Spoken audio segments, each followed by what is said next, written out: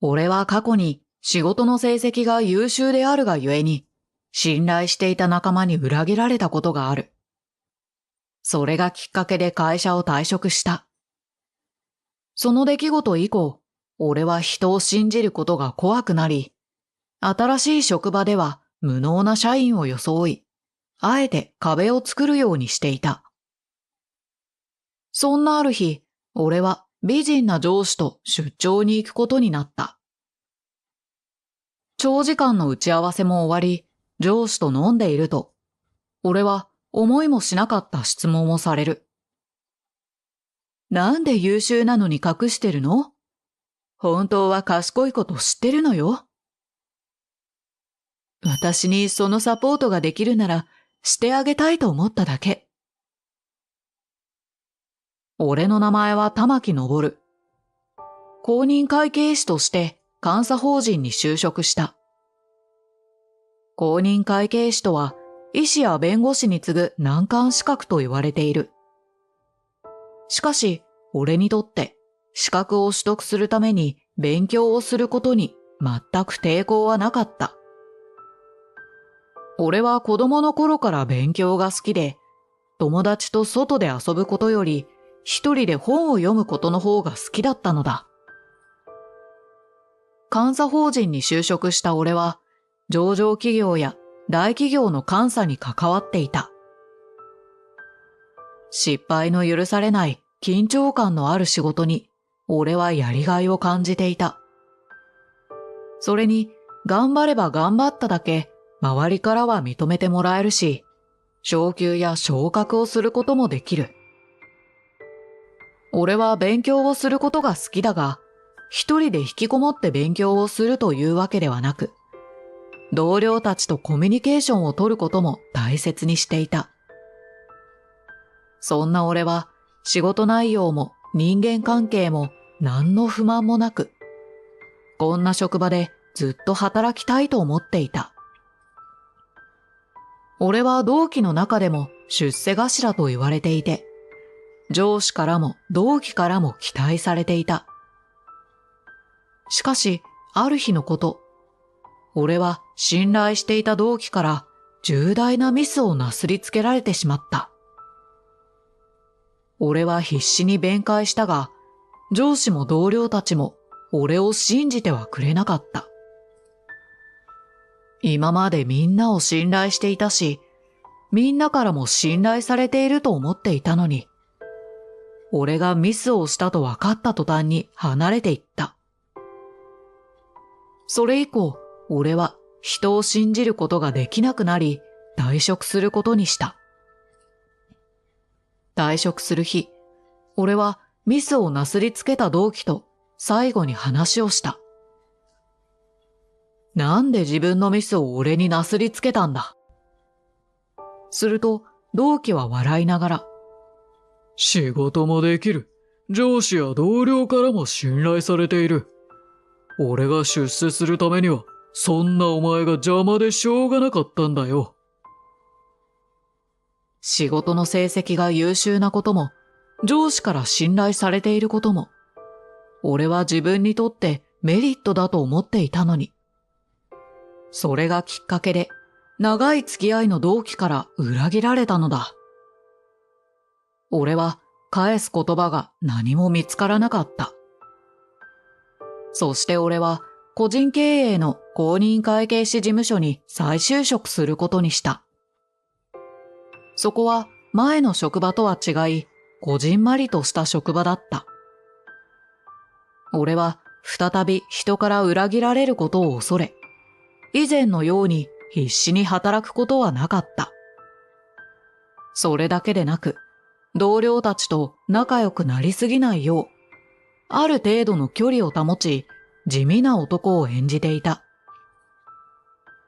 会話も必要最低限にしていることもあり、周りからはネクラな男と思われているかもしれないが、今となってはそんなことどうでもよかった。ある日のこと、俺は美人上司の江藤さんと出張に行くことになった。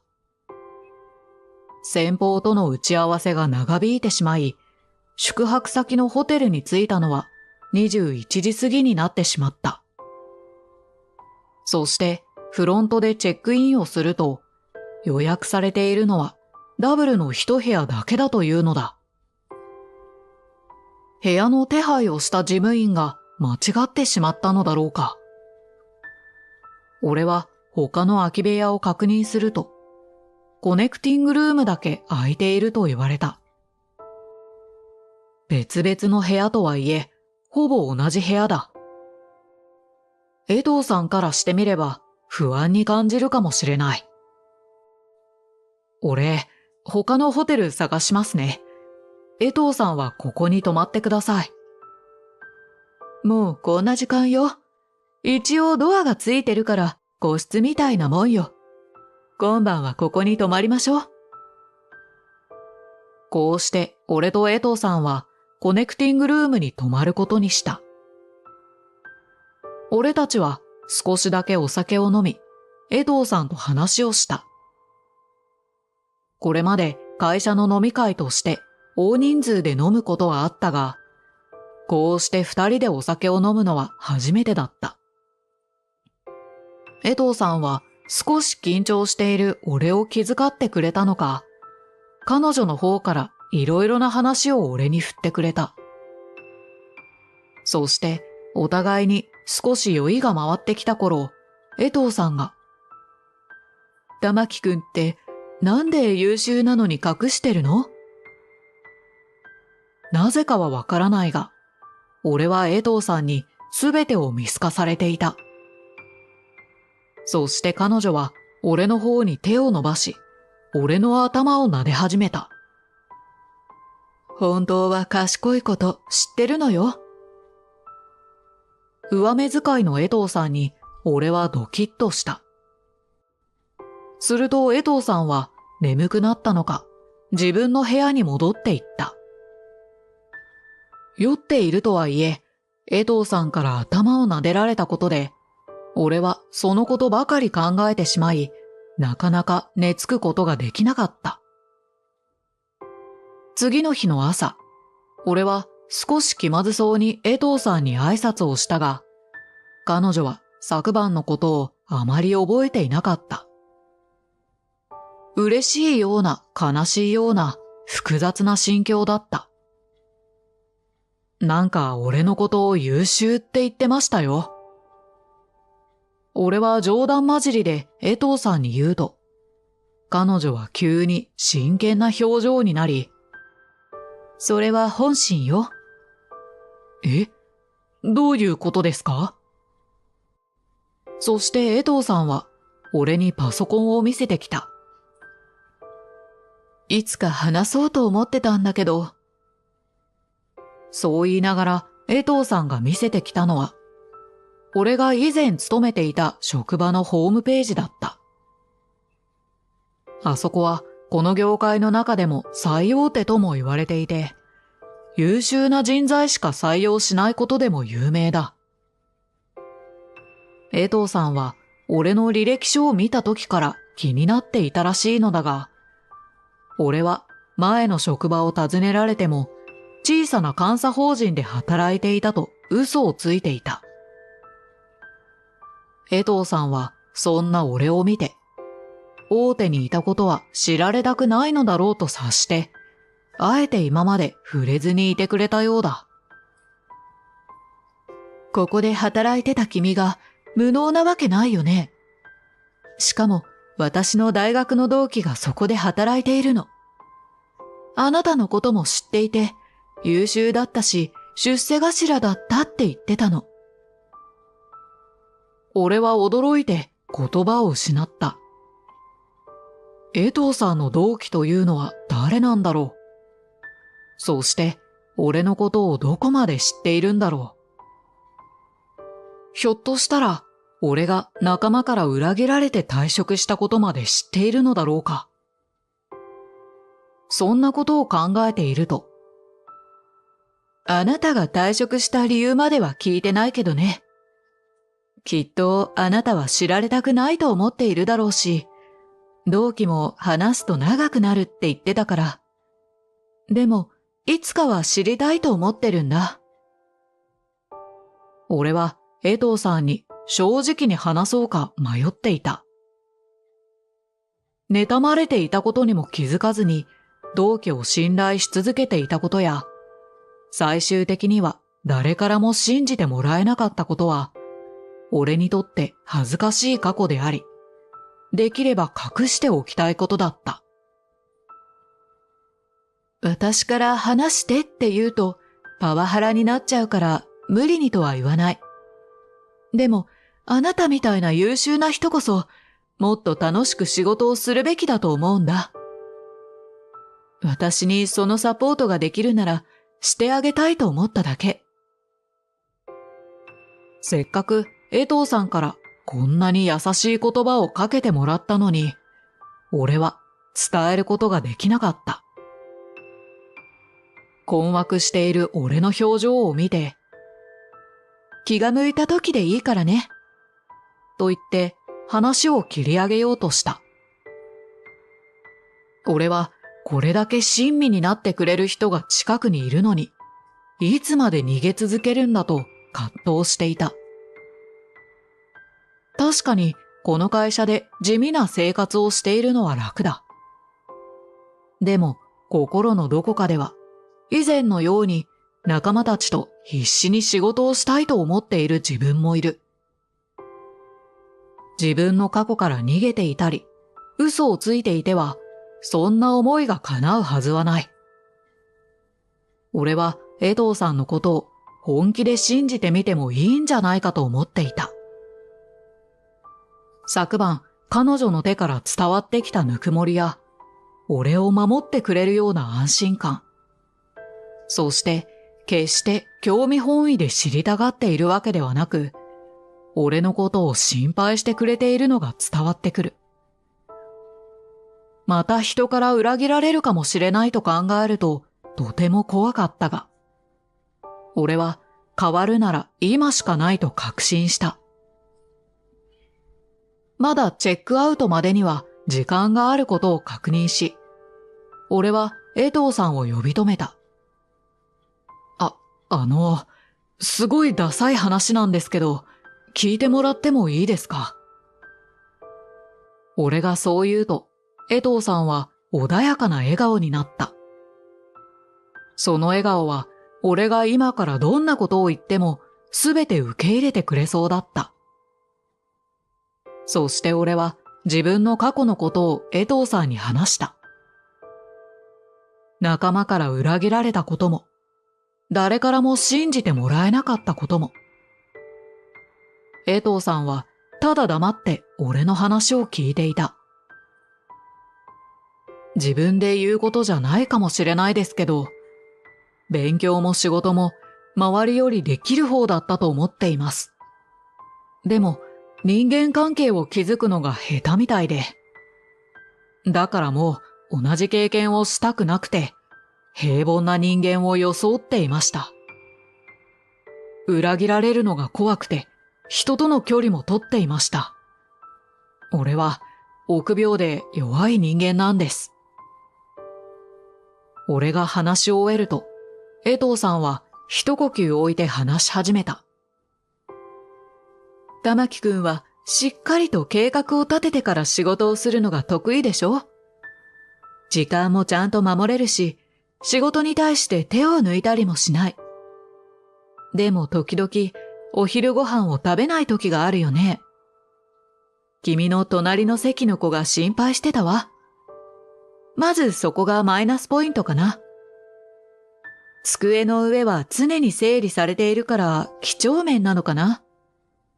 あと、君が作る書類は内容に無駄がなくてちゃんとまとまっているから、それを確認する上司はとっても楽だって。でも、君は気づいていないうちに他の人の仕事を助けてあげてるの。だから自分自身の作業量も多くなっている。もっと頼ってくれればいいのにってみんな心配してたよ。それから、俺は固まってしまっていた。自分の性格や行動はあれだけ目立たないようにしていたはずなのに、それはまるで占い師のように全てが的中していた。なんでそんなことを。江藤さんはにっこりと笑い。いや、君は自分のことを過小評価しすぎているなと思ってね。今のは私が普段の玉木くんの仕事を見て思ったこと。まあ私だけじゃなくて、職場のみんなもそう思ってるんだけどね。隠していたつもりかもしれないけど、君の仕事への姿勢を見れば、君が優秀なことも真面目なこともすぐにわかると思うよ。だから玉木くんが意図的に壁を作って距離を置いているのもみんな知ってる。江藤さんだけでなく、同僚たちも気づいていたんだ。しかもみんな俺のことを気遣って知らないふりをしてくれていた。それだけじゃなく、俺は周りに心配までかけていたんだ。もっと周りを信じてみたら？前の職場では信じてくれる人がいなかったのかもしれないけれど、今の職場は違うかもしれないよ。少なくとも私は君のこと信じてるしね。あとは玉木くん次第じゃないかな。みんな君との壁がなくなるのを待ってるかもね。それほどまでに周りの人が俺のことを気にしていてくれたことに胸が熱くなった。皆さん、俺のことを見ててくれていたんですね。すると江藤さんは笑いながら、気づくの遅くない？みんなずっと前から君のことを認めてたし、仲良くなりたいって思ってるよ。大丈夫。もっと自分に自信を持ちなさい。そうしたら今よりもずっと働くのが楽しくなるから。俺の心の中がすっと晴れ渡っていった。江藤さんと出張に来てよかったと心からそう感じた。それと同時に今度は俺からみんなに歩み寄らないといけないと思った。俺は裏切られた過去の恐怖を拭い、もう一度人を信じてみることにした。周りとも積極的にコミュニケーションもとって、自分から意見や提案もするようにした。すると、今までにはなかった、お願いしますやありがとうございますの言葉が、俺と同僚たちの間で行き来するようになったのだ。そして仕事はどんどん楽しくなり、同僚たちからの信頼も上がっていくのが実感できた。俺は以前のように仲間と刺激し合いながら仕事ができることがただ嬉しかった。そんなある日のこと、とある企業で社員の横領が発覚した。そこは俺たちの事務所で監査に関わっていた企業だった。社長は気さくでとてもいい人だったが、もう諦めるしかないと涙ながらに語っていた。それでも社長を助けてあげたいと思い、俺が中心となってこれまで勉強してきたことや経験のすべてを駆使して、会社経営や立て直しについて熱く議論した。その結果、社長の会社は持ちこたえることに成功し、継続することができた。社長や会社、そこで働く社員が助かったことが嬉しく思い、そこには感じたことのない達成感があった。そして俺は今回の一件で経営コンサルティングに改めて興味を持つようになった。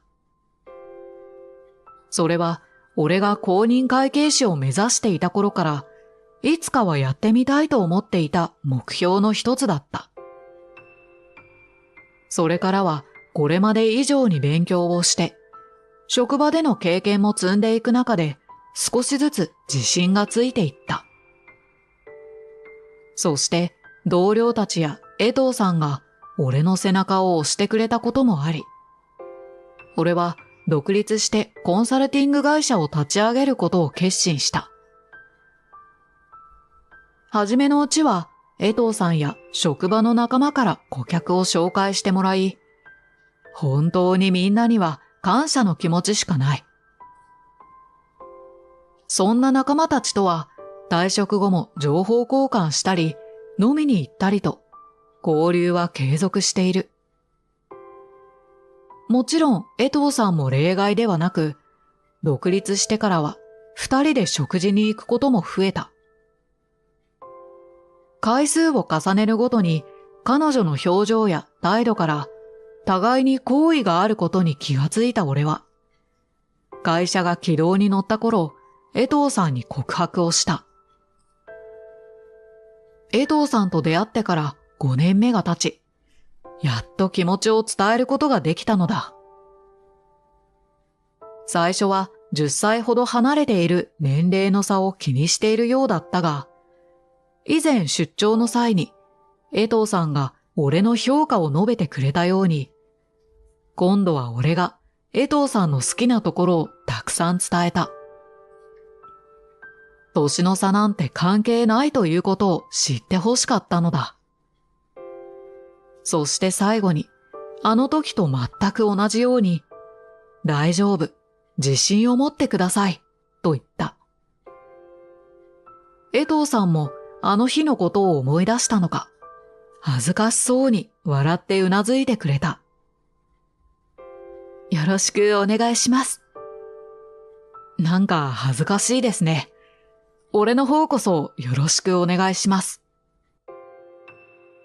こうして俺たち二人の幸せな生活は始まったのだが、俺も彼女も時々自分に自信がなくなって落ち込む時が未だにある。そんな時にはいつものように自分が感じている相手のことを正直に伝え、最後には決まってこう言い合うようにしている。大丈夫。自分に自信を持って。最後までご視聴ありがとうございます。もしよろしければチャンネル登録よろしくお願いいたします。では次の動画でお会いしましょう。